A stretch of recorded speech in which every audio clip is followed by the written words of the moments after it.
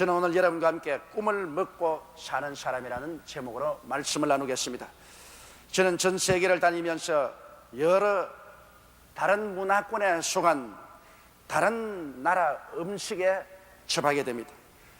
대개 백인들 사회에서는 육류를 많이 먹고 치즈나 바다를 많이 먹습니다. 그러나 아시아나 아프리카 등지에 가면 사람들이 육식을 별로 많이 하지 않습니다. 물론 생활의 어려움도 있겠지만은 그러나 생선이나 채식을 많이 합니다. 저는 서양 음식을 좋아하지 않기 때문에 어느 곳에 가나 할 수만 있으면 일식이나 중국식, 한국식, 동양 음식을 찾습니다. 최근에는 제가 음식을 먹어보니까 동남아시아에서는 태국 음식이 우리 입에 제일 맞고 아주 맛도 특이한 것을 느끼고, 이번에 제가 싱가포르에 갔을 때는 태국 음식만 차에 다니면서 먹었습니다. 사람은 육신의 양식만 먹고는 살 수가 없습니다. 정신적인 문화의 양식을 또 먹어야 사람은 살 수가 있습니다.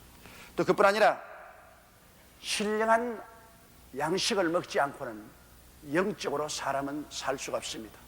그 신령한 양식 중에 중요한 양식이 성령 안에서 꿈과 환상을 가지고 꿈을 먹고 환상을 먹고 사는 것입니다. 말세 내가 나의 종들에게 성령을 부어주리니 너희 젊은이들은 환상을 보고 너희 늙은이들은 꿈을 꾸리라고 말했습니다. 성령과 함께 동행하는 사람은 환상을 먹고 살고 꿈을 먹고 사는 사람들인 것입니다. 하나님의 많은 위대한 종들이 이 꿈의 양식을 먹고 수많은 시련과 환난을 극복하고 인생의 위대한 목표를 성취하고 달성한 것은 우리는 잘 알 수 있는 것입니다. 우리는 이 사실을 한 사람을 통해서 오늘 생각해 보고자 합니다. 첫째로 구약의 요셉의 꿈에 관해서 우리가 한번 알아보고자 합니다. 여러분, 요셉은 야곱의 자손 중에 한 사람입니다. 야곱이 12아들을 낳았는데 그 중에 요셉이 11째 아들입니다.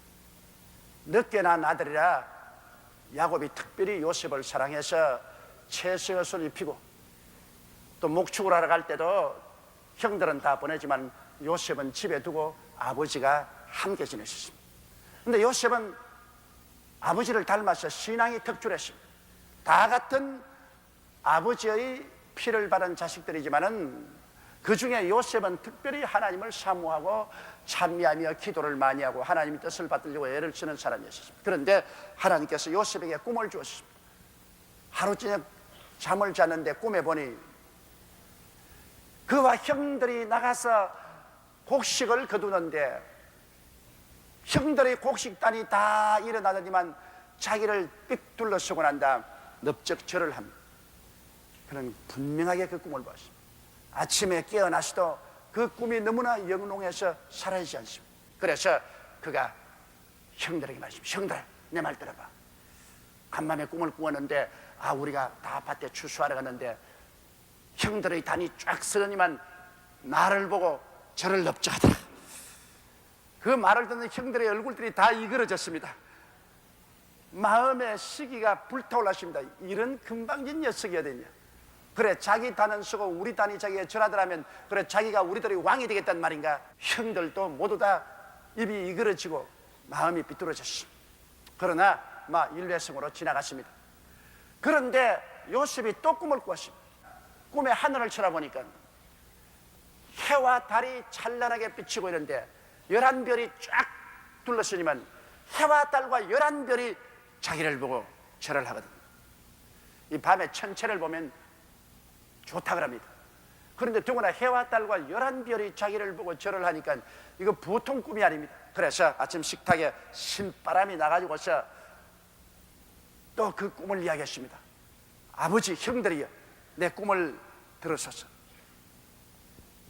내가 간밤에 꿈을 꾸는데 하늘을 쳐다보니까 해와 달과 11별이 찬란하게 비추더니만 한 줄을 딱 서서 나를 보고 넙적 절을 합디다. 형들이 밥 먹다가 숟갈 다 놨습니다. 그리고 아버지 듣고, 아버지 이거 가만둡니까?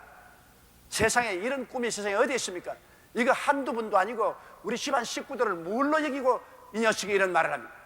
아버지도 보니까 다른 형제들이 너무 분노함으로 이거 가만히 있으면 안 되겠습니다. 그래서 야 이놈아, 무슨 그런 꿈을 꾸느냐? 그래 과연 아버지와 어머니와 너희 형들이 다 너기 와서 절하겠단 말이냐? 과연? 그렇게 말하면서도 아버지는 신앙이 있으니까 이 녀석이 꾼 꿈이 보통 꿈이 아니구나, 그렇게 마음속에 간직하시나 형들은 마음속에 지독한 시기와 분노를 갖게 된 것입니다. 이래서 아버지는 이 사람이 비상한 무슨 미래를 가지고 있다고 알았지만 형들은 이 녀석을 죽여버리고 싶다는 그런 생각이 났었습니다. 그런데 여러분, 여기에 12형제지만은 형들과 요셉하고 다른 점은 이제는 요셉은 자기가 살아갈 때 꿈을 먹고 살아갈 수 있도록 꿈이 주어졌으나 형들의 마음속에는 아무런 꿈이 없었습니다. 여러분, 성경은 뭐라고 했습니까? 꿈이 없는 백성은 망한다고 그랬습니다. 우리가 하나님께로부터 바란 꿈이 우리 마음속에 있을 때 우리는 그 꿈을 먹고 살면 망하지 않습니다. 꿈은 바로 우리를 성취시키는 성공의 재료가 되는 것입니다. 꿈을 받고 꿈을 먹고 사는 사람은 반드시 성공하지만은 꿈이 없어 꿈을 먹지 못하는 사람은 그 앞길에 아무 희망이 없습니다. 꿈을 먹어야 흥합니다. 꿈을 먹지 아니하면 망하는 길밖에 없습니다. 개인적으로도 한 가지입니다. 여러분의 가슴 속에 꿈이 있어야 되는 것입니다. 그럼 여러분께서 이런 질문을 할 거예요. 나는 꿈도 잘 안 꾸는데 어떻게 합니까? 밥 먹고 누우면 아침에 일어나면 그대로 일어나는 것이고 아무 꿈도 꾼 적이 없습니다. 여러분, 하나님께서 꿈의 계시를 잘 주는 사람도 있지만은 저 같은 사람에게는 평생을 살면서 한 번도 꿈을 통해서 계시를 주신 적이 없습니다. 그러나 여러분, 우리가 말하는 것은 우리가 잠자다가 받는 꿈도 있지만은 그러지 않고 하나님이 성령으로 우리 마음속에 부어주는 꿈도 계신 것입니다. 둘째, 우리가 생각하고 싶은 것은 우리들이 꾸는 꿈은 자다가 꾸는 꿈이 아니라 하나님이 우리에게 주시는 꿈을 우리가 마음속에 받아들일 수 있다는 것입니다. 이것은 즉 하나님의 꿈인 우리 주 예수 그리스도인 것입니다. 하나님의 꿈은 온전히 예수 그리스도 한 몸에 있습니다. 하나님은 예수 그리스도를 통해서 우리를 구원하는 구원의 꿈을 꾸었고, 하나님은 예수 그리스도를 통해서 장차 천년 왕국의 꿈을 꾸었고, 예수 그리스도를 통해서 신천신지 영원 무궁세계의 꿈을 가지고 있습니다. 하나님의 꿈은 예수 그리스도 속에 응집되어 있습니다. 예수 그리스도를 떠나서는 하나님의 꿈이 없습니다. 예수 그리스도를 떠나서는 하나님의 꿈을 꾸기를 원치도 않습니다. 이러므로 우리들은 하나님의 꿈을 받아들이면 우리의 꿈이 되는 것입니다. 하나님의 꿈은 바로 예수 그리스도이시기 때문에 예수 그리스도께서 십자가에 못 박여 몸을 찢고 피를 흘려 죽으셔서 우리를 대속하신 것은 바로 그리스도 안에 있는 하나님의 꿈입니다. 하나님의 꿈을 우리가 받아들여서 하나님의 꿈을 꾸고 하나님의 꿈을 먹고 살면은 그 하나님의 꿈이 우리 가운데 이루어진다는 것을 알아야 되는 것입니다. 그러므로 하나님이 예수님을 하나님의 꿈으로 이 세상에 보내셔서 그를 십자가에 못 박아서 몸짓고 피를 흘리심으로 우리의 모든 죄를 다 대속하는 것을 하나님 꿈꾸었습니다. 예수님이 우리를 위한 속죄 제물이 되시고 속건 제물이 되시고 번제물이 되시고 혹은 감사 제물이 되어서 몸을 찢고 피를 흘려서 하나님이 그 제물을 받으심으로 우리의 죄를 다 용서해버리는, 이것이 하나님의 꿈입니다. 또한 예수 그리스도께서 우리의 화목 제물이 되셔서 하나님과 우리 사이에 막힌 담을 다 헐어버리시고 원수된 담을 다 없애시고 예수 그리스도로 말미암아 하나님이 내 안에, 내가 하나님 안에 들어오는 놀라운 은총을 하나님은 꿈꾸었습니다. 멀리 멀리 떠나간 자식들을 모두 다 하나님 품으로 불러들이는 것입니다.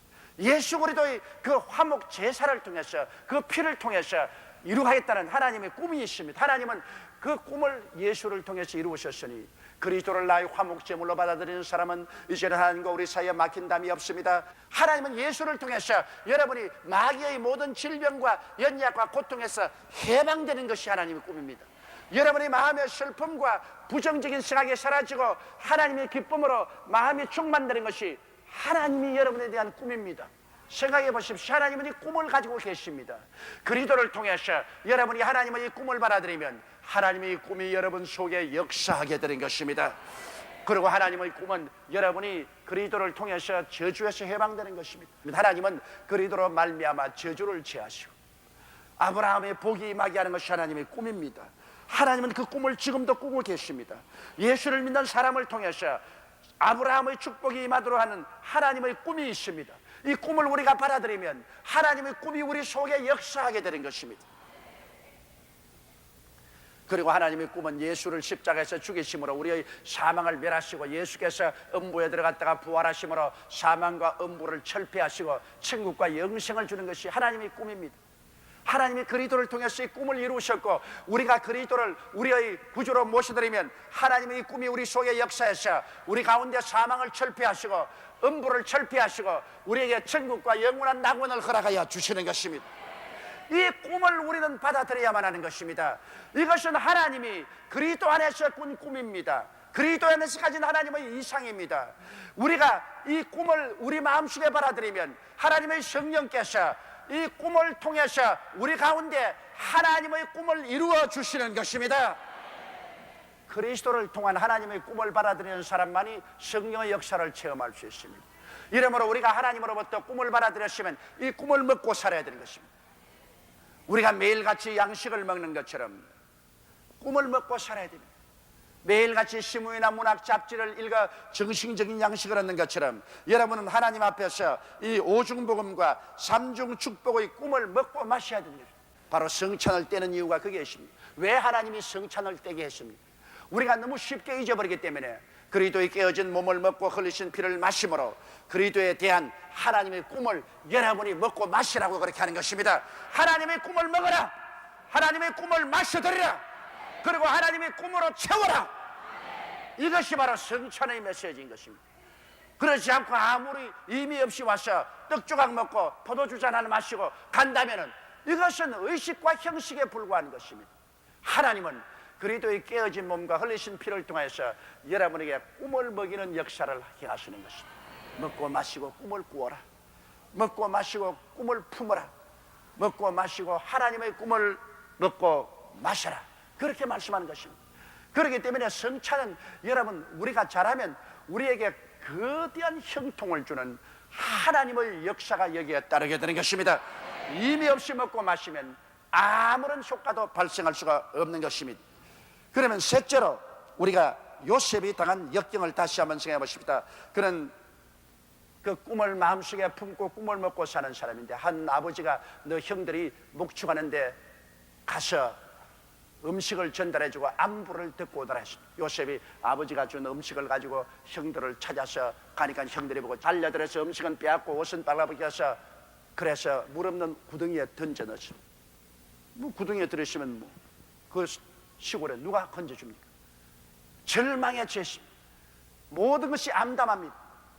그 암담한 가운데 요셉은 그 암담과 절망을 이길 수 있는 영양소를 섭취할 때가 있었습니다. 그는 꿈을 먹었습니다. 하나님이 자기에게 주신 꿈을 바라보십니다. 눈에는 아무 증거 안 보이고 귀에는 아무 소리 안 들리고 암담해도 그는 마음속에 하나님과 통하는 그 꿈이 있어서 그는 꿈을 붙잡고 있었습니다. 그러자 아라비아로 내려가는 대상들이 애굽에 물건을 팔러가면서 오니까 형제들이 밥을 먹다가 우리 요셉 팔아서 돈이나 벌주자, 그냥 죽는 것은 아깝지 않냐. 그래서 그를 구렁이에서 끄집어내어서 은 20냥의 아라비아 대상에게 팔았습니다. 그런 아라비아 대상에 묶여서 끌려가면서 형들아 날 살려고 고함을 치나 형들은 지글지글 웃었습니다. 그러나 그는 마음속에 꿈이 있었습니다. 그는 현실에 너무 고통스럽고 괴로워도 그 현실의 고통과 괴로움을 극복할 수 있는 마음속에 꿈이 있어서 그는 그 꿈을 먹으면서 따라갔었습니다. 그는 애굽에 내려가서 12대장 보디발의 집에 종으로 팔렸습니다. 옛날에 종은 짐승과 꼭 한 가지입니다. 사고 팔고 때려서 죽으면 그뿐입니다. 아무런 인권이 없는 것이 종입니다. 그런 종살이에 들어가서 혹독한 어려움을 당합니다. 헐벗고 굶주리면서 아침에 일찍 일어나고 저녁 늦게 견딜 수 없는 시련을 겪습니다. 뭐 죽으면 그뿐인데 인권이 없는데요. 그럼에도 불구하고 요셉은 다른 사람보다 형통한 것은 다른 사람이 먹지 않은 양식을 먹었습니다. 다른 사람은 육신의 양식을 먹었지만 요셉은 육신의 양식에 넘쳐서 그런 꿈을 먹었었습니다. 그는 고된 종살이를 하면서도 그는 꿈을 먹고 꿈 가운데 하나님께 기도했습니다. 그렇기 때문에 형통이 따랐습니다. 종살이 속에서도 형통해서 요셉이 하는 일마다 잘 되기 때문에 보디발이 가정 총무로 삼아주었습니다. 그래서 그는 그 어려운 가운데 가정 총무가 되어 사무직을 맡음으로 좀 편안하게 살 수 있는 그런 처지에 놓이게 됐습니다. 그러나 그것도 잠시였습니다. 요셉은 인물이 준수하고 아름답고 매력이 있는 청년이었습니다. 그러므로 보디발의 아내가 그만 요셉에게 반했습니다. 그래서 자꾸만 요셉을 유혹을 했습니다. 그러나 요셉은 그 유혹을 잘고 떨쳤습니다. 그 보디발의 아내가 늦잠을 자고서 잠옷바람으로 나와보니 요셉이 들어오니 그만 요셉의 옷을 잡았습니다. 너 뭐 잘났다고 그렇게 야단이야? 나하고 우리 주인 몰래 즐기자. 요셉이 나는 이 죄를 지을 수가 없다. 그러고 난 다음 떨쳐 나오는데 그만 옷이 잡혔으니 옷이 벗겨버렸다. 사랑이 변하여 원한이 되는 것입니다. 이 부인이 그만 그 옷을 잡고 꽝꽝을 칩니다. 사람 살려라. 정말 생사람 잡는 일을 합니다. 이제는 사람 살려라. 사람 살려. 뭐 종들이 뛰어오고 그 다음 주인이 뛰어오고 주인이 데리고 온 히브리 종이 나를 그 까나르게 왔다가 내가 고함을 치니 웃옷을 벗어놓고 달아났다. 이게 뭐 정인이 있나? 아무리 말해봤자 자기 말 들어주나? 더구나 또한 자기 부인을 극간하러 들어왔다가 도망쳤다고 했으니까 주인이 와서 여러분 가만히 두었겠어요? 안 죽을 만큼 때리고 짓밟았지. 그러고 난 다음 그는 12대 들 감옥에 갇혔습니다. 얼마나 억울하고 답답하고 고통스럽겠습니까? 보통 사람 같으면 죽었을 것입니다. 그러나 요셉은 그 위기를 극복할 수 있는 양식이 있었습니다. 그는 울면서 꿈을 먹었습니다. 그는 하늘을 쳐다보고 주님께서 주신 꿈을 먹었습니다. 그는 꿈을 부여잡고 꿈을 먹었습니다.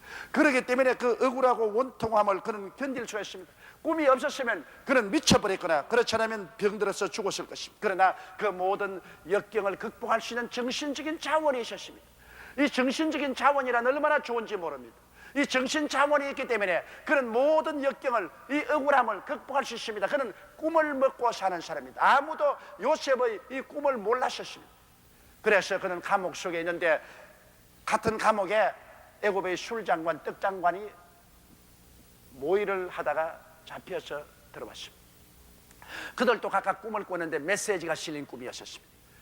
그래서 그들이 얼굴이 아주 수심이 꽉 들어차 할 때 요셉이 들어와서 꿈을 해석해 주었어요. 술장관에게는 당신의 꿈은 포도나무에서 3가지가 나와서 꽃이 피어서 열매를 맺어 그 밑에 잔으로 포도주를 짜서 바로에게 바치더니까 사흘 후에 당신은 다시 복권되어서 바로에게 술을 바치는 술장관에게.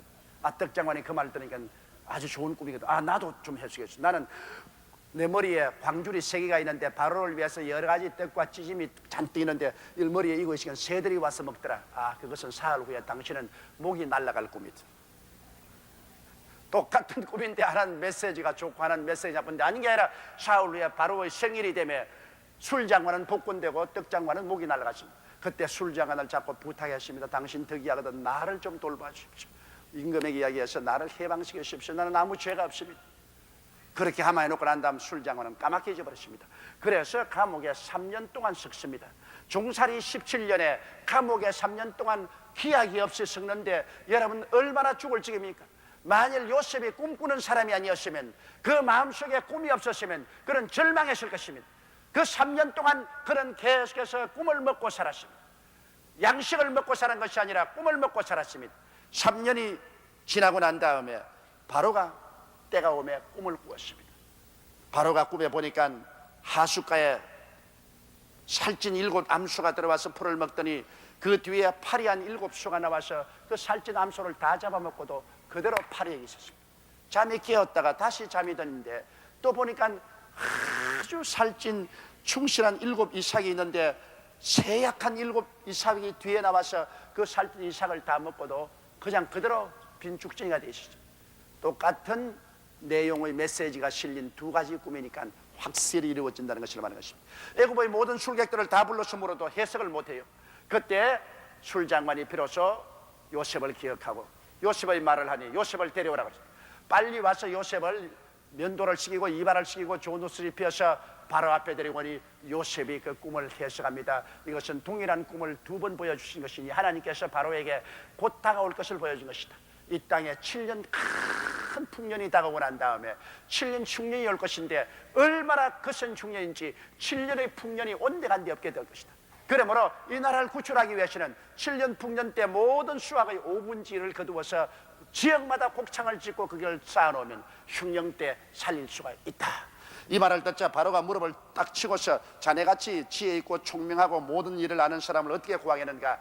오늘 이 시간에 자네를 온 나라를 통치하는 국무총리로 삼노라 하고서 자기 반지를 빼서 뽑아주고 오직 보좌만 내가 너보다 높지 그 이외 통치권은 너에게 다 이양한 순식간에 그 운명이 변화되어 버리고 말한 것입니다. 그 꿈이 이루어지게 된 것입니다. 그래서 7년 풍년 동안에 곡식 5분지를 거두었다가 7년 6년 동안에 그것을 팔아주니 온 애굽이 살고 애굽의 모든 땅과 모든 돈은 바로에게 다 거두었죠. 그때 가나안의 형들이 자기에게 곡식을 사러 와서 해와 달과 11별이 절하듯이 넓적 엎드려 절하고 곡식을 팔아달라고 강구하는 그러한 장면이 벌어진 것입니다. 요셉은 무려 장장 13년 동안 그런 역경과 환난을 통하여 꿈을 먹고 살았습니다. 그 결과 그 꿈이 그 생애 속에 이루어지고야 마는 것입니다. 우리가 하나님께서 주신 꿈을 가슴에 품고 꿈을 먹고 살아가면 그 꿈이 우리를 이끌어가고 그 꿈이 새로운 삶을 가져다 주는 것입니다. 이 세상을 바꾸어 놓은 사람들은 모두 다 꿈꾸는 사람들이었습니다.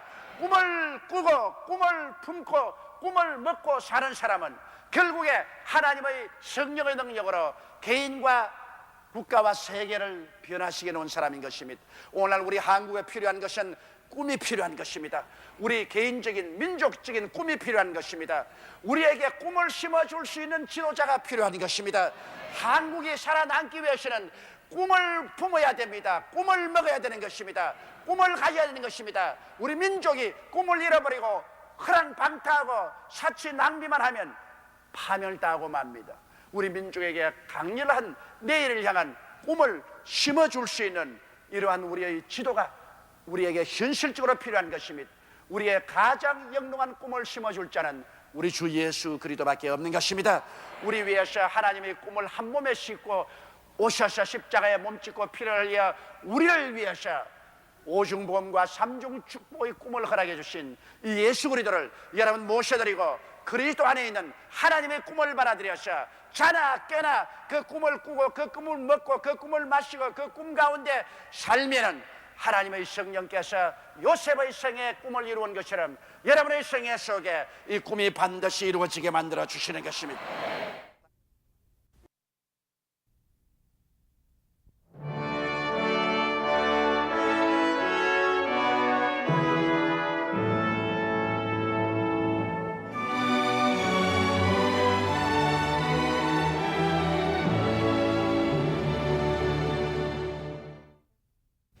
저는 오늘 여러분과 함께 마음이 불안하고 초조할 때 이와 같은 제목으로 말씀을 나누겠습니다. 인간은 전지전능하지 않기 때문에 오늘 하루에도 자기 주변에 무슨 일이 일어날지 도저히 예측할 수가 없습니다. 또 생활 주변에서 일어나는 수많은 문제와 사고와 고난스러운 일 때문에 늘 마음이 불안하고 초조합니다. 나나 내 가족이나 내 주변에 오늘 하루 동안에 무슨 일이 일어날 것인가 늘 불안합니다. 이 마음의 불안과 초조 혹은 공포를 어떻게 우리가 신앙인으로서 극복하면서 살아갈 수 있을까요? 여러분, 시편 기자 다윗은 시편 23편에 여기에 대한 놀라운 말씀을 했습니다. 내가 사망의 엄침한 골짜기로 다닐지라도 해를 두려워하지 않을 것은 주께서 나와 함께 계심이라. 주의 지팡이와 막대기가 나를 안위하시나이다. 여기에는 다윗의 깊은 신앙에 대한 계시를 가지고 있습니다. 여러분, 내가 사망의 엄침한 골짜기로 다닌다는 말은 정말 우리의 삶 속의 극한 상황을 잘 설명하고 있습니다. 사망의 골짜기란 삶의 희망이 사라지고 오직 죽음의 절망적인 가장 고독한 골짜기, 황량한 삶의 시련을 말하는 것입니다. 내가 시련이 너무 깊어서 이제는 살 희망조차 잃어버리고 살 길이 막막하게 되는 이러한 골짜기를 지나갈 때가 있습니다. 그것은 밝은 골짜기가 아니고 음침한 골짜기입니다. 조금도 앞을 바라볼 수 없는 빛이 사라진 고난의 어둠이 짙게 덮인 골짜기인 것입니다. 그러나 여기에 다윗은 말하기를 내가 그와 같은 상황에 처할지라도 해를 두려워하지 않는다는 것입니다. 아무도 도와줄 자 없는 처참한 처지에서도 결코 파멸당할 것이라고는 생각하지 않고 그런 곳에서 하나님의 구원의 손길이 임할 것이라고 다윗은 믿고 있습니다. 왜냐하면 주님께서 함께 계심이라. 여러분, 이것은 주님의 약속입니다. 내가 자기에게 있어 그런 것이 아니라 주님을 믿는 자들을 위해서 하나님은 우리의 목자가 되시고 우리는 하나님의 기르시는 양이기 때문에, 비록 양인 우리들의 눈에는 아무것도 안 보이고 느낄 수가 없어도 주님이 지팡이를 가지고 우리를 인도해 주시고 막대기로서 우리를 보호해 주시는 역사를 계속할 것이라는 것입니다. 그러므로 우리는 절대로 절망에 처했을지라도, 천지가 아득할지라도 그 가운데 주님을 믿는 사람들은 목자이신 하나님이 와서 계신다는 것입니다. 이것은 인간의 생각을 초월해서, 감각을 초월해서 하나님이 섭리하시는 현실을 말씀한 것입니다. 이 사실을 우리는 요셉의 체험을 통해서 알 수 있습니다. 요셉은 하나님을 경외하고 두려워하고 잘 섬기는 사람이었습니다만 형들에게 미움을 받았습니다. 그들이 요셉을 죽이려고 작정을 하고 아버지의 심부름으로는 요셉을 붙잡아서 옷을 벗기고 그를 마른 우물에 쳐넣었을 때 그는 무덤의 골짜기로 내려가는 것입니다. 진실로 사망의 음침한 골짜기로 내려갔었습니다. 그에게는 빛이란 전혀 없었습니다. 그 허허 벌판에 형들이 마른 우물 속에 그를 던져 넣어버리고 그대로 떠나가 버리면 그는 살아나갈 길이 없습니다. 인간적으로 생각할 때 그는 모든 것이 끝장이 나고 절망이라고 생각했습니다. 그러나 이곳에 보면 그 혼자 마른 우물에 들어있는 것이 아니라 그 우물 안에 주님이 함께 들어와 계신다는 것입니다. 이것이 우리 믿는 자의 마음속에는 위대한 소망입니다. 마른 우물에 내 혼자 있는 것이 아니라 주님이 함께 들어와 있었다. 그렇기 때문에 얼마 있지 않다가 주님께서 그 형들의 마음을 변화시켰어. 아라비아 대상들이 올 때 우리 동생을 저곳에 던져서 죽이는 것보다는 팔아서 돈벌이 하자. 도로 근전이어서 은 20냥에 종으로 팔아버렸습니다. 그러나 그것이 여러분 바로 주님께서 같이 계셔서 요셉의 생각을 초월해서 하나님의 뜻을 이루는 것입니다. 아라비아 대상들에게 종으로 팔려 끌려갈 때 그는 이제 소망의 빛이라고는 한 줄기도 없었습니다. 나이가 겨우 17살인데 아버지를 떠나서 이제는 전에 가본 적이 없는 애굽으로, 그것도 종으로 끌려가는 처지에 있으니까 빛이란 한 줄기도 없었습니다. 모든 것이 처절한 절망으로 생겼습니다. 그러나 아라비아 대상의 종으로 그는 끌려가면서도 그가 몰라는 것은 하나님도 함께 아라비아 대상과 더불어서 애굽으로 내려간다는 것입니다. 요셉 혼자 내려가지 아니하고 하나님께서 같이 내려간다는 것입니다. 어떠한 극한 상황에 처해서도 하나님이 떠나지 않고 같이 계신 것입니다. 그렇기 때문에 그가 애굽으로 종으로 끌려가는 그 길은 애굽의 총리훈련 학교로 유학 가는 길이었다는 것을 그는 꿈에도 몰랐습니다. 그는 종으로 끌려간 줄 알았는데 하나님은 유학의 길로 그를 끌고 갔던 것입니다. 그렇기 때문에 여러분, 우리의 생각과 하나님의 생각은 그렇게 현격하게 틀리는 것입니다. 그는 10년 동안 보디발의 집에서 종살이했습니다. 그는 외롭게 종살이했습니다. 아버지를 그리고 고향을 그리워했었습니다. 매일 눈물로 세월을 지냈습니다. 그러나 그 종살이하는 가운데 하나님도 함께 요셉하고 있다는 것을 요셉은 몰랐습니다. 목자는 언제나 양과 같이 있습니다. 그렇기 때문에 요셉은 언제나 자기 혼자 외롭고 고독하게 종으로서 고생하고 있다고 생각했지만, 그러나 종살이하는 그곳에 야훼께서 함께 계셔서 매일매일 역사해 주신 것입니다. 창세기 39장 1절로 6절에 보면 요셉이 이끌려 애굽에 내려가며 바로의 신하 시위대장 애굽 사람 보디발이 그를 그리로 데려간 이스마엘 사람의 손에서 그를 산이라. 야훼께서 요셉과 함께 하심으로 그가 형통한 자가 되어 그 주인 애굽 사람의 집에 있으니 그 주인이 야훼께서 그와 함께 계심을 보며 또 야훼께서 그의 범사에 형통케 하심을 보았더라. 요셉이 그 주인에게 은혜를 입어 섬김에 그가 요셉으로 가진 총무를 삼고 자기 소유를 다 그 손에 위임하니 그가 요셉에게 자기 집과 그 모든 소유물을 주관하게 한 때부터 야훼께서 요셉을 위하여 그 애굽 사람의 집에 복을 내리심으로 야훼의 복이 그의 집과 밭에 있는 모든 소유에 미친지라. 주인이 그 소유를 다 요셉의 손에 위임하고 자기 식료 외에 간섭하지 아니하였더라. 여기에 보십시오. 요셉은 종살이 한다고 생각했는데 하나님께서는 요셉의 생각이나 감각을 초월해서 요셉과 같이 계심으로 그가 하는 모든 일을 형통케 하였다고 말씀하고 있는 것입니다. 형통케 한 하나님께서 요셉을 종으로서 형통케 된 것입니다. 그래서 그는 가정 총무가 되었습니다. 그러나 그가 억울한 누명을 쓰게 되고 또 잡혀서 감옥에 들어갔습니다. 이런 불행이 어디 있습니까? 왜 내게는 사망의 엄청난 꼴짝이만 다가오느냐? 나는 왜 죽을 일만 당하느냐? 그건 탄식했을 것입니다. 그런데 그가 시위대 감방에 갇혔는데 또 그 감방에 야훼께서 따라 들어오시는 것입니다. 하나님께서 버리지 아니하시고 주를 경외하는 자에게 끝까지 따라 붙이는 것입니다. 그래서 또 그 감방에서 요셉을 형통케 만듭니다. 창세기 39장 21절로 23절에 보면 야훼께서 요셉과 함께 하시고 그에게 인자를 더하사 전옥에게 은혜를 받게 하시며 전옥이 옥중 죄수를 다 요셉의 손에 맡김으로 그 재반 사물을 요셉이 처리하고 전옥은 그의 손에 맡긴 것을 무엇인지 돌아보지 아니하였으니 이는 야훼께서 요셉과 함께 하심이라 야훼께서 그의 범상에 형통케 하셨더라.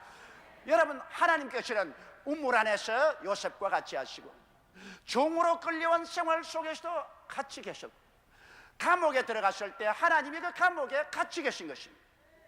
그래서 여기 시편 기자 다윗이 말한 것처럼 내가 사망의 엄침한 골짜기로 다닐지라도 해를 두려워하지 않을 것은 주께서 함께 하심이라. 주의 지팡이와 막대기가 나를 안위하시나이다. 주님께서 같이 계심으로 어느 곳에 가나 주님께서 형통케 만들어 주시는 것입니다. 우리 예수 믿는 사람들이 이 세상에서 사망의 엄침한 골짜기를 지나지 않는다는 보장은 절대로 없습니다. 우리들도 사망의 엄침한 골짜기를 종종 지나게 된 것입니다. 그러나 한 가지 알아야 될 것은 절대로 내 형제나 부모나 친구가 다 나를 떠난다고 할지라도 주님은 그 사망의 골짜기에 함께 하신다는 것입니다. 그러므로 주님의 지팡이와 막대기가 나를 안위하시고 나의 삶 전체 주님의 능력으로 형통하게 만들어 주신다는 것을 알아야 되는 것입니다. 이것이 우리 예수 믿는 사람에게 위대한 소망입니다. 눈에 아무 증거 안 보이고 귀에는 아무 소리 안 들리고 손엔 잡히는 것 없을지라도 비록 사망의 엄침한 골짜기에 들어가서 천지를 알아볼 수 없을지라도 그곳에 주님이 함께 계신다는 것입니다. 그 다음 여러분, 주께서 원수의 목전에서 내게 상을 베푸시고 기름으로 내 머리에 바르셨으니 내 잔이 넘친다고 말한 것입니다. 원수는 나를 끊임없이 참수합니다. 있는 것 없는 것 다 가지고 나를 핥히고 참수합니다. 그리고 망하게 하려고 하고 죽이려고 하는 것입니다. 그러나 우리 주님께서 우리와 같이 계시면 원수의 보는 앞에서 진수성찬을 차립니다. 원수의 보는 앞에서 우리에게 힘과 용기를 얻게 하십니다. 시편 118편 6절로 7절에 야훼는 내 편이시라 내게 두려움이 없나니 내가 어찌할꼬 야훼께서 내 편이 되사 나를 돕는 자 중에 계시니 그러므로 나를 미워하는 자에게 보응하시는 것을 내가 보리로다. 야훼께서 우리의 목자가 되심으로 원수가 오면 언제나 내 편이 되어 주시는 것입니다. 주님이 내 편에 서서 역사합니다. 그러므로 원수가 나를 치는 것이 아니라 야훼를 쳐야만 나를 정복할 수 있는 것입니다. 그리고 야훼께서 원수의 목전에서 우리를 형통케 하십니다. 시편 100편 3절로 4절에 야훼가 우리 하나님이신 줄 너희는 알지어다. 그는 우리를 지으신 자시요 우리는 그의 것이니 그의 백성이요 그의 기르시는 양이로다. 감사함으로 그 문에 들어가며 찬송함으로 그 궁전에 들어가서 그에게 감사하며 그 이름을 송축할지어다. 하나님이 우리를 지으셨고 우리를 기르시기 때문에 원수의 목전에서 우리를 형통하게 만들어 주시고 그리고 우리 머리에 기름을 발아주시는 것입니다. 여러분, 기름 부은다는 것은 특별히 구별하심을 바랍니다. 시편 20편 6절에 보면 야훼께서 자기에게 속한 바 기름 부음 바른 자를 구원하시는 줄 이제 내가 아노니 그 오른손에 구원하는 힘으로 그 거룩한 하늘에서 저에게 응답하시리로다. 하나님이 기름 부어서 우리 하나님께서 별도로 제껴놓은 사람들을 하나님께서 능력의 팔로 구원해 주시는 것입니다. 그리고 높여주십니다. 시편 91편 14절로 15절에 하나님이 가라사대 제가 나를 사랑한즉 내가 저를 높이리라. 제가 내게 간구하리니 내가 응답하리라. 너희 환난 때 내가 저와 함께하여 저를 건지고 영화롭게 하리라고 말씀한 것입니다. 그렇기 때문에 주께서 원수의 목전에서 내게 진수성찬 차리시고 기름으로 내 머리에 발라 내 잔을 넘치게 하는 것입니다. 여러분, 잔이 넘친다는 것은 만족하고 풍성한 축복을 말합니다. 원수 앞에서 파멸되는 것이 아니라 원수 앞에서 오히려 만족하고 풍성한 축복을 우리에게 주겠다고 말씀한 것입니다. 시편 21편 5절로 6절에 주의 구원으로 그 영광을 크게 하시고 존귀와 위엄으로 저에게 입히시나이다. 저로 영영토록 지극한 복을 받게 하시며 주의 앞에서 기쁘고 즐겁게 하시나이다. 이와 같이 하나님께서 은총을 베푸시는 것입니다. 그러면 여러분, 오늘 이 시간 우리 마음이 불안하고 초조할 때 우리는 어떻게 해야 될까요? 이 다윗의 시편 말씀을 우리가 기억하고, 첫째로 어떠한 경우에도 우리의 목자 되시는 하나님이 항상 우리와 함께 계신다는 것을 알아야 되는 것입니다. 예수께서 말하기를 나는 선한 목자라 나의 양을 위해서 나의 목숨을 버리노라고 말한 것입니다. 이러므로 여러분, 어떠한 환경에도 주님은 우리를 떠나지 않습니다. 아우슈비츠의 유태인 컨센트레이션 캠프에 이런 글이 벽에 서 있었습니다. 매일마다 수많은 유대인들이 끌려와서 가스실로 들어가서 처형을 당했는데, 그곳에 구름이 태양을 가려도 구름 위에 태양이 있는 것을 믿는 것처럼 지금은 환난과 고통밖에 없지만은, 그러나 어딘가 하나님이 우리와 같이 계신다. 그 신앙 고백은 놀라운 고백인 것입니다. 여러분, 구름이 아무리 하늘을 가려도 구름 위에 태양이 있는 것을 아는 것처럼, 우리의 환경에 아무리 사망의 엄침한 골짜기로 다닐지라도 그곳에 하나님은 우리와 같이 계신다는 것을 알아야만 되는 것입니다. 요셉에게 같이 계신 하나님은 우리와 24시간 늘 같이 계신다는 이 사실을 알고 환경을 바라보고 두려워하지 말고 늘 하나님을 생각하고 마음의 용기를 가져야만 되는 것입니다. 요한계시록 1장 8절에 주 하나님이 가라사대 나는 알파와 오메가라, 이제도 있고 전에도 있었고 장차 올 자여 전능한 자라 하시더라고 말했던 것입니다. 히브리서 13장 5절로 6절에 돈을 사랑치 말고 있는 바를 족한 줄로 알라. 그가 친히 말씀하기를 내가 과연 너희를 버리지 아니하고 과연 너희를 떠나지 아니하리 하셨느니라. 그러므로 우리가 담대히 가로되 주는 나를 돕는 자신이 내가 무서워 아니하겠노라. 사람이 내게 어찌하리요 하노라. 할렐루야. 이러므로 우리는 요셉이나 바울이 체험한 것처럼 어떤 처지에서도 절망하지 말아야 돼. 왜? 눈에 안 보여도 하나님이 함께 계시기 때문에. 우리를 정복할 수 있어도 하나님을 정복하지 못합니다. 우리가 하나님 손에 있으니 누가 우리를 빼앗을 수 있겠습니까? 둘째로, 하나님과 성도는 목자와 양의 관계임을 믿어야 되는 것입니다. 목자와 양의 관계인데, 양은 목자를 믿고 따라만 가면 되는 것입니다. 양이 어디에서 푸른 초장이 있고 어디에 쉴 만한 물가가 있는지를 찾을 수 없습니다. 목자가 아십니다. 양은 목자를 바라보고 전폭적으로 믿고 따라가면 되는 것입니다. 요한복음 10장 27절로 28절에 내 양은 내 음성을 들으며 나는 저희를 알며 저희는 나를 따르느니라. 내가 저희에게 영생을 주노니 영원히 멸망치 아니할 터이요 또 저희를 내 손에서 빼앗을 자가 없느니라. 그러므로 우리는 하나님과 우리의 관계가 목자와 양의 관계라는 것을 알고, 하나님께서 목자로서 우리를 끝까지 인도하고 지도하시고 보호해 주신다는 사실을 마음에 알고 믿어야 되는 것입니다. 그러므로 우리는 우리 목자 되신 하나님만 쳐다봐야 되는 것입니다. 셋째로, 우리는 하나님의 초월적인 섭리를 믿어야 되는 것입니다. 여러분, 요셉에 보십시오. 하나님의 초월적인 섭리는 우리의 지혜를 초월합니다. 그가 애굽에 끌려갈 때 종으로 끌려간다고 생각했지만 하나님의 초월적인 섭리는 그를 총리가 될 수 있는 훈련 학교로 데리고 갔던 것입니다. 그가 억울한 누명을 덮어쓰고 너무나 억울하고 답답하게 변명 한마디 못하고 실컷 보디발의 손에서 얻어맞고 난 다음 시위대 감옥에 들어갔습니다. 이제 자기는 그곳에서 기약이 없습니다. 3년 동안 그곳에서 썩었습니다. 그러나 하나님은 그 시위대들이 바로 국무총리로 올라가는 다음 단계인 것입니다. 요셉은 몰랐습니다. 하나님의 섭리하는 것을 우리가 어떻게 압니까? 하나님의 지혜는 우리보다 높고 크십니다. 저 하늘이 높음 같이 하나님의 지혜와 지식은 높다고 말한 것입니다. 이러므로 우리 하나님의 섭리하신 것을 우리가 읽어낼 수가 없습니다. 우리는 하나님이 좋은 하나님이신 것을 안 이상 우리 하나님께 전폭적으로 내가 맡게 하면 되는 것입니다. 하나님의 초월적인 섭리를 믿어야 되는 것입니다. 나의 조보라온 지혜나 지식을 믿고 내가 불안하고 초조하면 스스로 파멸당하고 마는 것입니다. 느긋한 마음을 품고 주님께 모든 것을 맡겨버리는 것입니다. 빌립보서 4장 6절로 7절에 아무것도 염려하지 말고 오직 모든 일에 기도와 간구로 너희 구할 것을 감사함으로 하나님께 아뢰라. 그리하면 모든 지각에 뛰어난 하나님의 평강이 그리스도 예수 안에서 너희 마음과 생각을 지키시라. 마음을 평안히 생각하고 주님께 모든 것을 내가 맡겨버린 것입니다. 수고하고 무거운 짐진 자들은 다 내게로 오라. 내가 너희를 쉬게 하리라. 그러므로 하나님께서 책임을 져주십니다. 그러므로 우리는 하나님께 내어 맡기고 그 품에 기대어서 우리가 살아야 됩니다.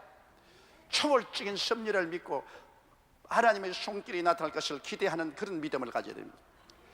넷째로 항상 긍정적으로 사물을 보아야 되는 것입니다. 우리 주를 믿는 사람들이 부정적으로 사물을 보면 안 됩니다. 전지 전능 무소부지하신 하나님이 살아계신 이상, 이 하나님이 나를 사랑하사 그 아들 예수를 보내시사 몸짓고 피를 흘려 구원을 해주신 이상 나는 하나님께 중요한 사람인 것입니다. 그러므로 하나님께서 이유 없이 나를 파멸시킬 리가 만무한 것입니다. 로마서 8장 28절을 믿어야 됩니다. 하나님을 사랑하는 자 곧 그 뜻대로 부르심을 입은 자들에게는 모든 것이 합력하여 선을 이루나니라. 좋은 일도 나쁜 일도 기쁜 일도 슬픈 일도 흥하는 것도 망하는 것도 하나님께서는 합쳐서 전국적으로 선하게 만들어주겠다는 것입니다. 이렇기 때문에 우리는 무조건 하고 모든 것을 긍정적으로 봐야 되는 것입니다. 플러스 사고방식을 가져야 돼요. 여러분 십자가를 바라보십시오. 십자가는 플러스표입니다. 예수를 끊어 안으면 모든 것이 플러스가 된다 그 말인 것입니다. 예수님을 떠나면 마이너스 인생을 살지만 예수님을 품에 안고서 살면 천국에 가서 플러스가 되므로 우리는 마음속에 언제나 긍정적으로 생각해야 됩니다. 우리 하나님께서 가장 미워하는 것은 부정적인 말을 하는 것입니다. 요셉이나 바울이나 실라나 부정적인 생각을 하고 원망하고 탄식했으면 자살을 했든지 스스로 파멸하고 말았을 것입니다. 긍정적인 삶의 자세를 취했습니다. 그렇기 때문에 하나님이 그들과 함께 역사할 수가 있는 것입니다. 그러므로 여러분은 긍정적인 생각과 긍정적인 말과 긍정적인 행동을 하게 되시기를 주의 이름으로 축원합니다. 마지막 다섯째로 여러분 우리는 기뻐하면서 살아야 됩니다. 주 안에서 기뻐하라. 다시 내가 네게 말하니 기뻐하라고 말한 것입니다. 왜 기뻐하느냐? 하나님이 살아계시기 때문에 기뻐하는 것입니다. 하본 마르틴 루터가 종교개혁을 하고 난 다음 너무 스라린 핍박에 그만 낙심했습니다. 그래서 마르틴 루터가 식음을 전폐하고 낙심하고 있는데 그 부인이 상복을 입고 대청 마루에 앉아가서 땅을 치고 옵니다. 아이고 마르틴 루터가 깜짝 놀랐습니다. 그래서 여보 누가 세상을 떴어요? 세상을 떴습니다. 누가 떴어요? 하나님이 세상을 떴습니다. 아이고 무슨 그런 망발을 합니까? 하나님이 왜 세상을 떴어요? 부인이 딱 정색으로 남편을 쳐다보니 하나님의 종이 된 당신이 그렇게 절망하는 것을 보니까 하나님이 세상을 안 뜨고야 어떻게 하나님의 종이 그렇게 절망을 합니까? 당신이 그렇게 절망하니까 나는 하나님이 세상 뜬 줄 알고 지금 상복을 입고 지금 통곡을 하고 있지 않습니까? 그 말에 마르틴 루테르가 딱 깨달았습니다. 여보 당신 말이 맞았다. 하나님은 살아계신다. 하나님이 살아계신데 내가 왜 절망할 수가 있느냐? 그래서 마르틴 루터는 일어나셨습니다. 그리고 윈스의 종교 재판을 향해서 내 주는 강한 성이요 방패와 병기 되시니 큰 환난에서 나를 건지시려다 용감하게 찬송 부르고 그는 나갈 수가 있는 것입니다. 그러므로 여러분 우리 주 안에서 기뻐야 돼요. 주님께서 세상을 떴으면 여러분 상복을 입고 초상을 치십시오. 그러나 주님이 살아계신 이상은 주님께서 우리를 돌보아 주시는 것입니다. 참새 한 마리도 하나님 허락 없이는 땅에 떨어지지 않습니다. 우리들은 머리털 하나까지 다 하나님이 세심받았다고 했는데 왜 기뻐하지 않겠습니까? 눈에 아무 증거 안 보이고 귀에는 아무 소리 안 들리고 손엔 잡히는 없어도 주 안에서 여러분 기뻐해야만 되는 것입니다. 마음이 불안하고 초조할 때 다윗의 신앙 고백은 우리에게 큰 위로와 능력을 줍니다. 우리는 이러한 기회에 하나님을 더욱 깊이 알고 체험할 수 있습니다. 내가 비록 사망의 엄침한 골짜기로 다닐지라도 해를 두려워하지 않을 것은 주께서 나와 함께 계시고 주의 지팡이와 막대기가 나를 아니하시나이다. 주께서 원수의 목전에서 내게 진수성찬 차리시고 기름으로 내 머리에 바르시니 내 잔이 넘치나이다. 이 다윗의 노래를 우리가 항상 부르면서 불안과 초조를 이기고 하나님과 함께 승리의 행진을 하게 되시기를 주님 이름으로 축원합니다.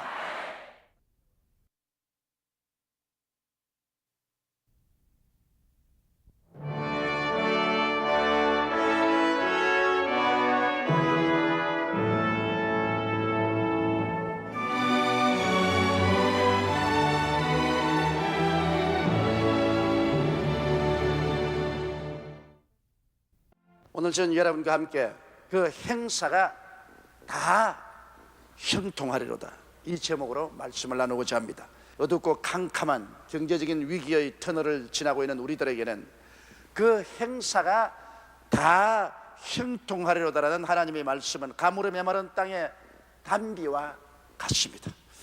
오늘 이 시점보다 더 형통의 복이 필요한 때는 없습니다. 그러면 어떻게 해야 어떤 사람이 이와 같이 형통할 수 있겠습니까?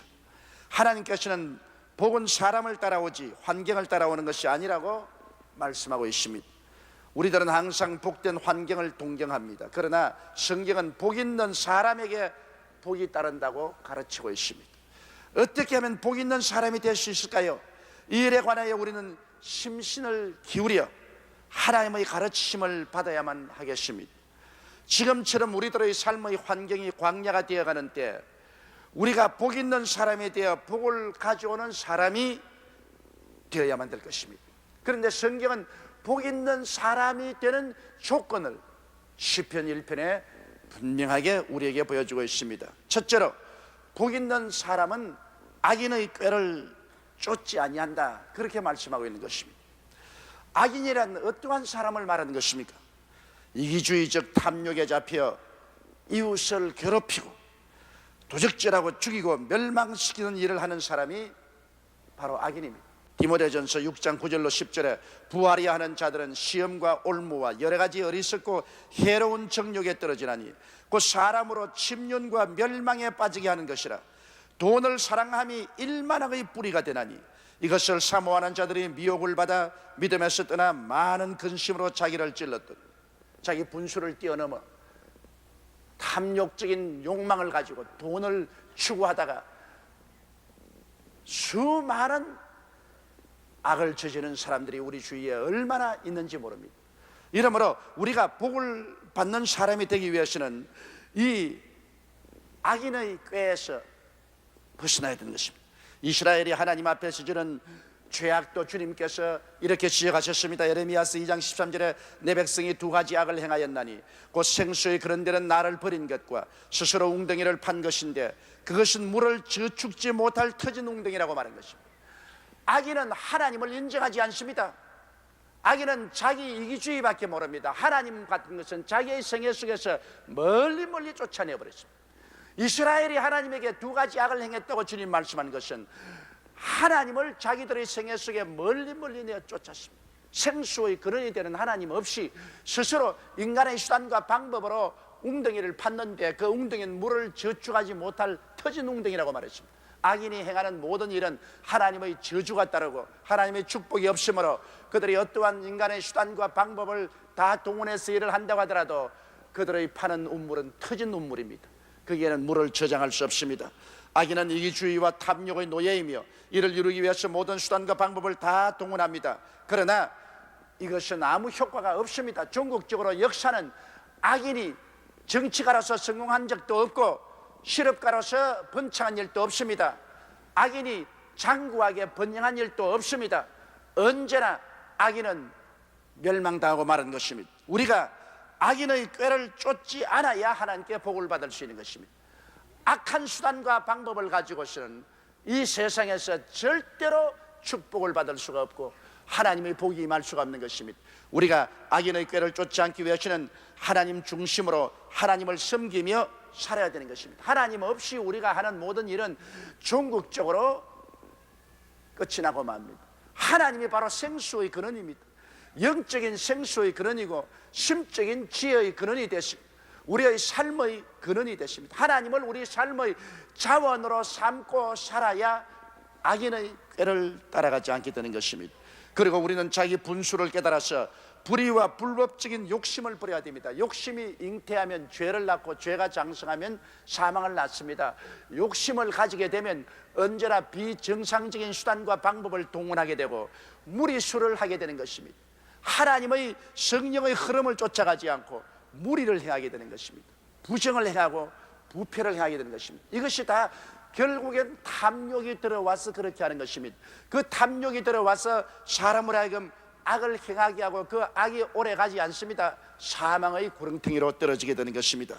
에베소서 4장 18절로 20절에 보면 악인의 삶을 이렇게 표현하고 있습니다. 저희 총명이 어두워지고 저희 가운데는 무지함과 저희 마음이 굳어짐으로 말미암아 하나님의 생명에서도 떠나 있도다. 저희가 감각 없는 자 되어 자신을 방탕에 방임하여 모든 더러운 것을 욕심으로 행하되 오직 너희는 그리스도를 이같이 배우지 아니하였느니라. 이러므로 우리는 예수 그리스도를 모시고 하나님을 중심으로 섬기며 우리의 마음속에 탐욕과 욕심을 저버리고 평상심으로 우리가 살아갈 때 악인의 꾀에서 벗어날 수가 있습니다. 우리 주위에 횡행하는 수많은 악인들, 그는 들풀처럼 일어났다가 순식간에 배임받고 파멸되는 것을 우리는 늘 바라보고 있는 것입니다.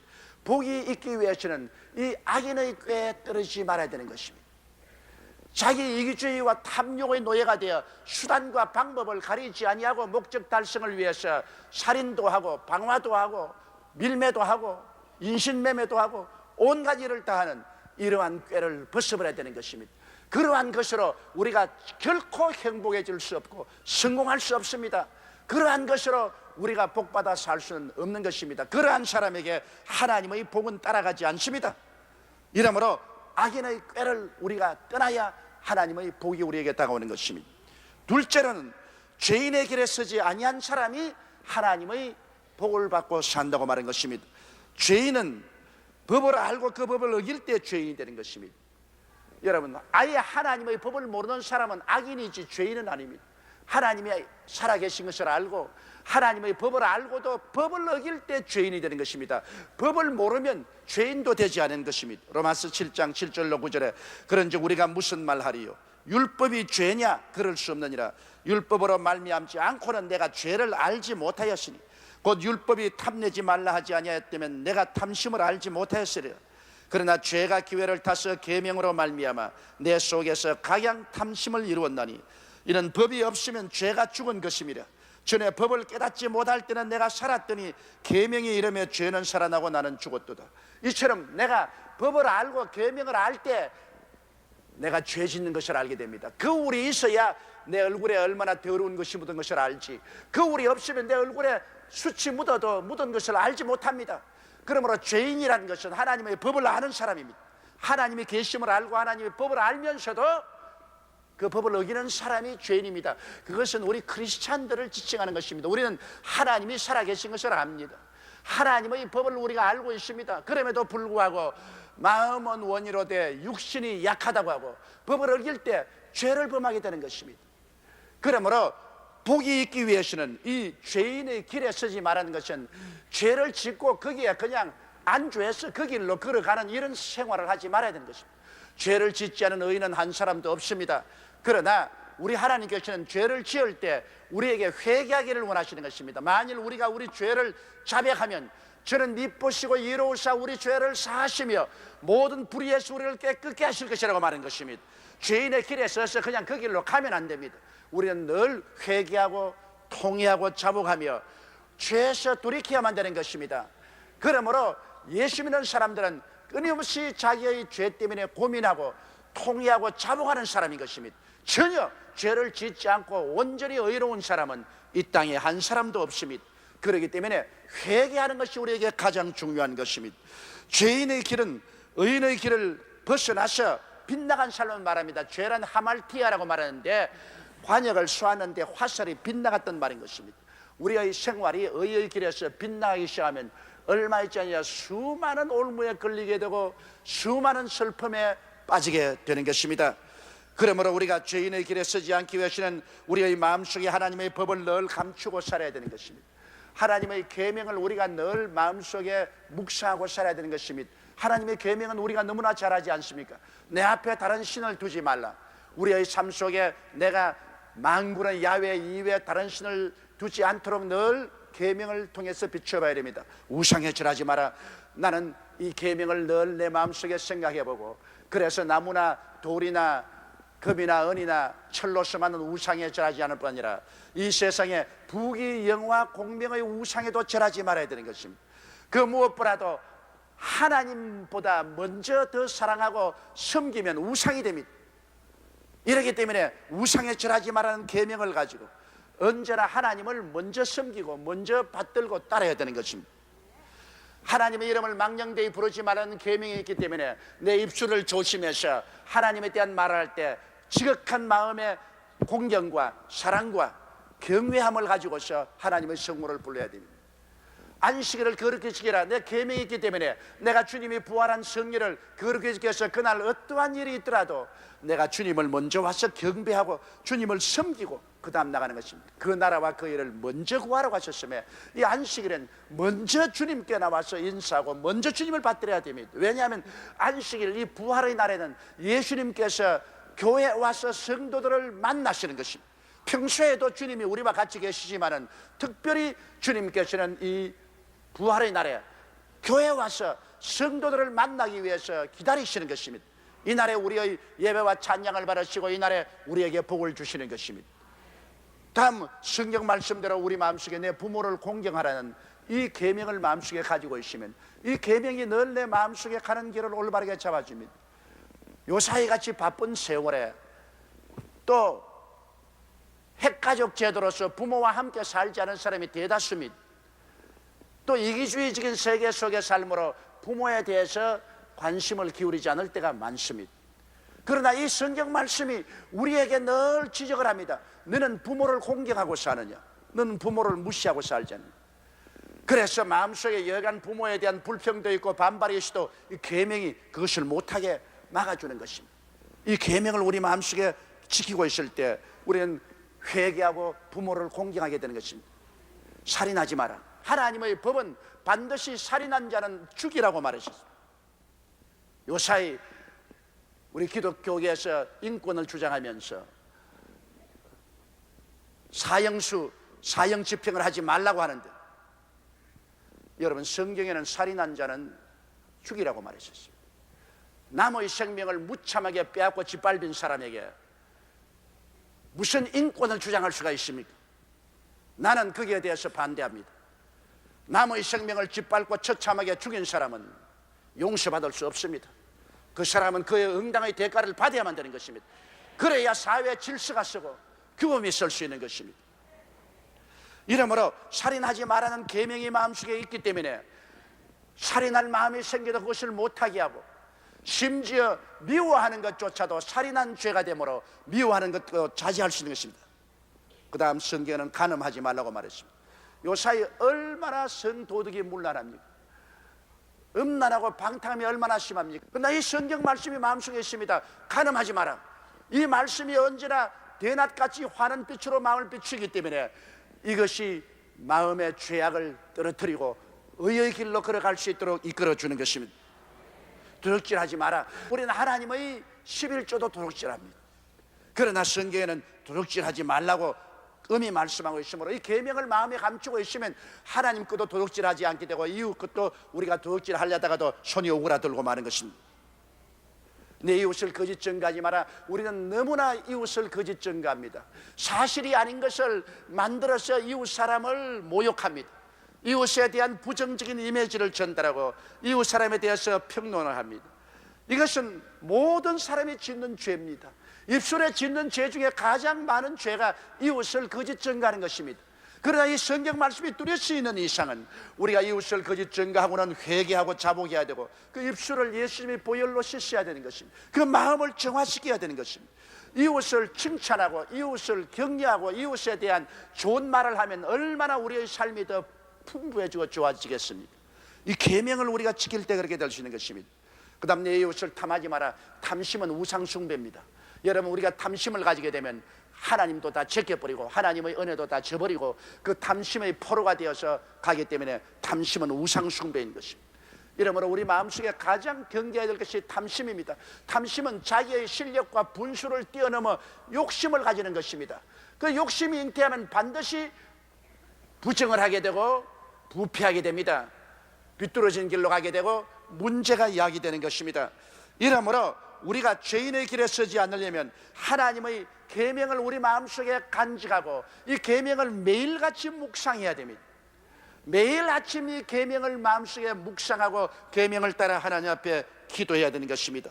그래서 하나님의 법을 지키는 사람이 하나님의 복을 받게 되는 것입니다.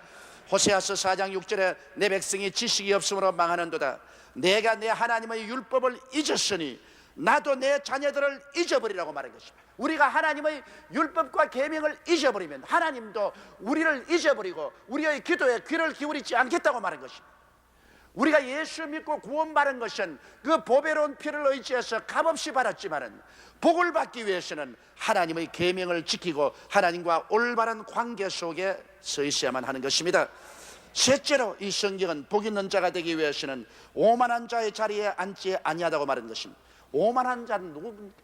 마음이 부유한 사람인 것입니다. 내 마음이 이제 부유해서 이만하면 내가 되었다. 그래서 자기 자랑, 자기 흠모에 빠진 사람인 것입니다. 나르시즘에 빠진 사람인 것입니다. 오만한 자는 애통하지 않습니다. 더 이상 자기의 부족하고 모자란 것을 바라보고 애통하고 회개하며 더 나아지려고 노력하지 않은 사람입니다.